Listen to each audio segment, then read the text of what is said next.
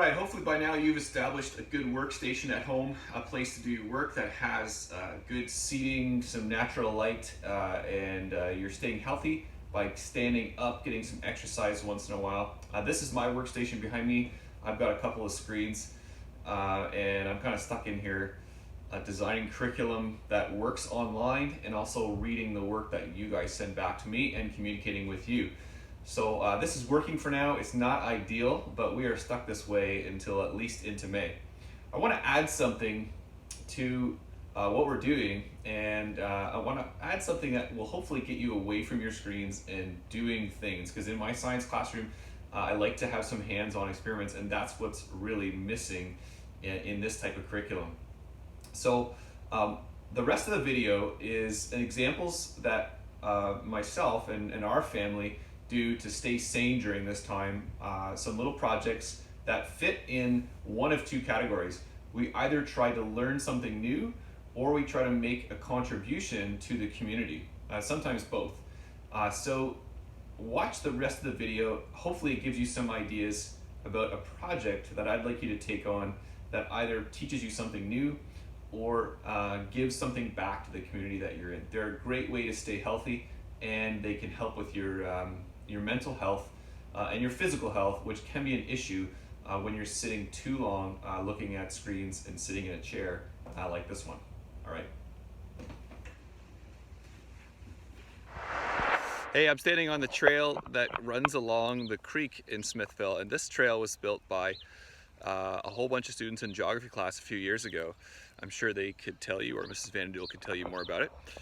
It's something fun that we did with our kids and our family is we found a whole bunch of scrap wood, especially cedar works well because it lasts outside, and we just made a few birdhouses and we put them along the trail in a wooded area, and there is already a sparrow nesting in that one that's above my head, and this is a really easy, fun thing to do that can increase the habitat in the area that you're living in. Just keep them away from cats. Don't put them in suburban areas because usually the young birds get eaten by cats. And do a little bit of research as to the design of the birdhouse, the size of the hole that's needed, depending on what bird you want to see nest in there.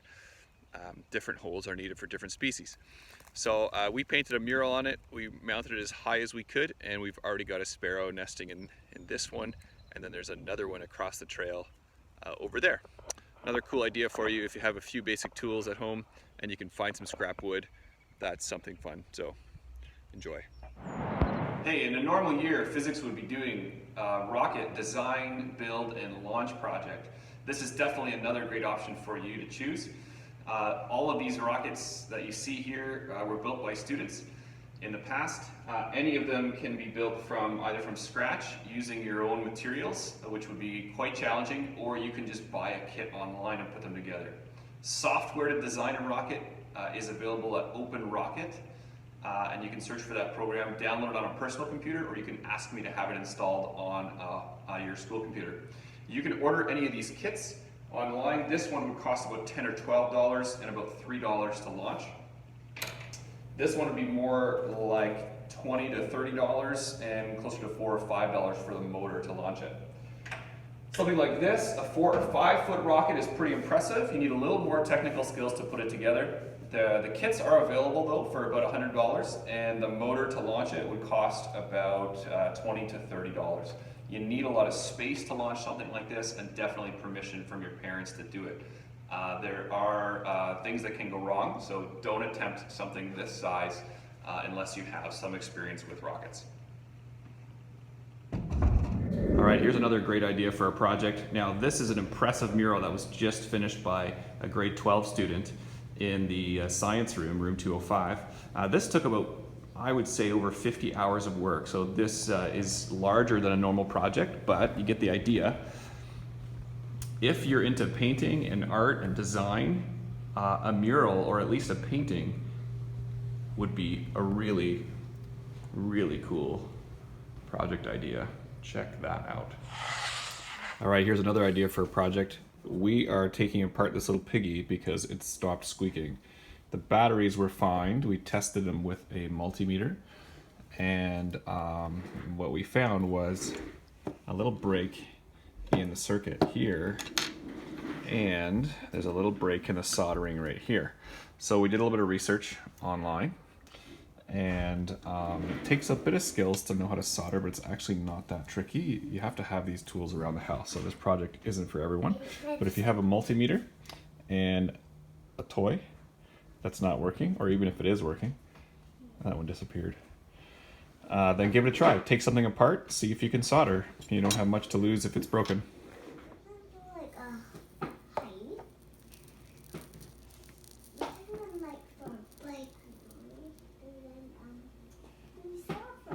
There we go. All right, we just soldered this little piggy's voice, and if you listen closely,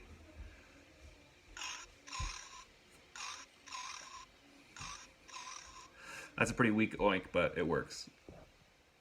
And we're gonna go the extra mile and sew this little piglet back closed.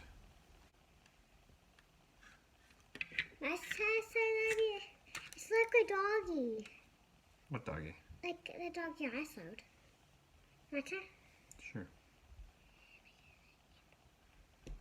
All right, this is a pretty dark video because it's almost nighttime. This is another project idea for you. This is a telescope that I bought on Kijiji. It's a pretty cheap scope. It's a really entry-level Bushnell scope, 4.5-inch reflector, and I paid 40 bucks for it. It needed a new eyepiece right there. That's your eyepiece. And it needed a new red dot finder scope, which helps you locate objects in the massive sky.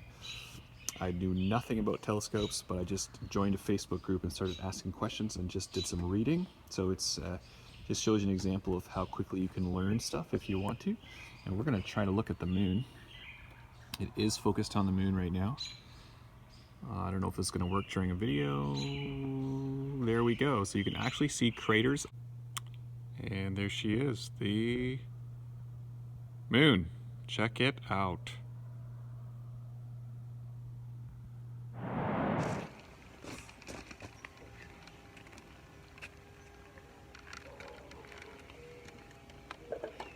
All right, sometimes people like to try to be famous by drawing their name and initials on stuff. An easy way to take it off is with lacquer thinner or acetone. So again, make sure that you have your parents' permission to do this, but it's another great idea to make a little contribution to the community that you're in just by cleaning things up. Why saying that?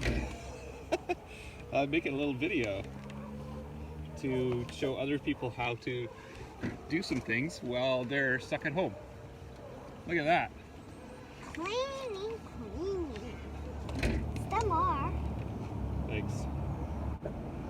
Why another cloth? Well, just in case this was just too dirty, I brought two. There we go.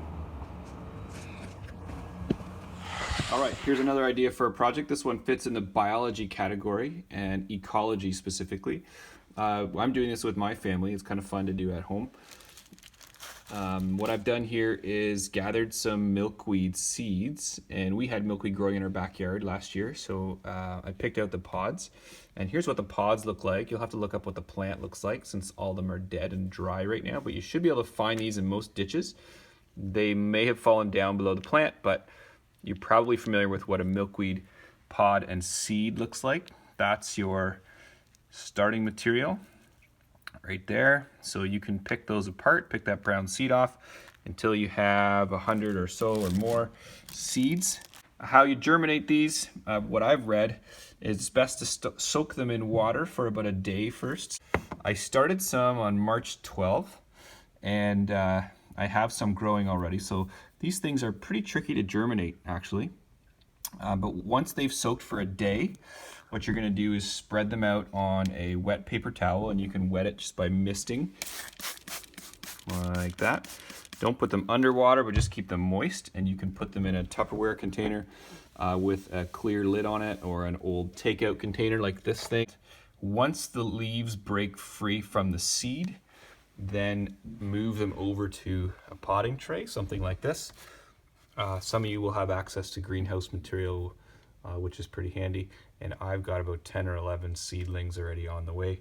And there's my biggest one. It's already 3 inches tall. and it's got 6 or 8 leaves on it, so it's looking good. Milkweed, as you probably know, is the only food of the monarch caterpillar, and it's also used as food for a lot of other pollinator insects. We've seen a massive decrease in monarchs and other insects over the last 50 years. So these kind of projects are actually making a huge difference.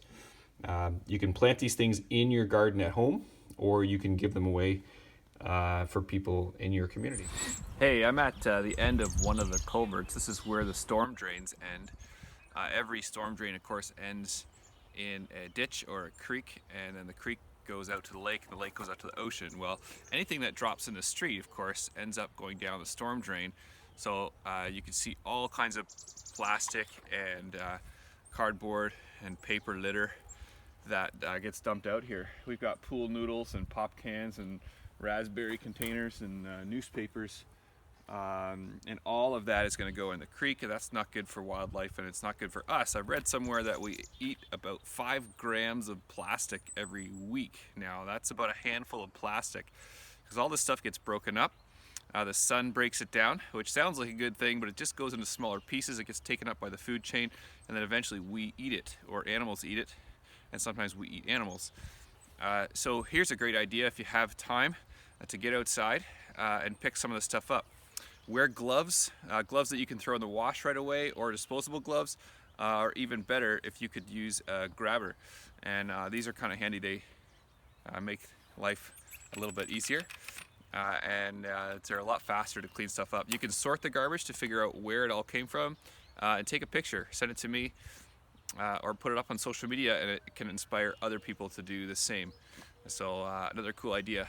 You get outside, you can hear the cardinals and juncos and chickadees singing right now, and it really does inspire other people. People have seen me do it, and they're like, oh, I gotta go do that, and the next day I see them doing the same thing, and pretty soon the whole neighborhood's cleaned up. So it's definitely not my garbage, of course, but it is my town, and I want it to look nice, and I really don't like the idea of eating 5 grams of plastic every week. So this is something that we all can do to make a positive impact.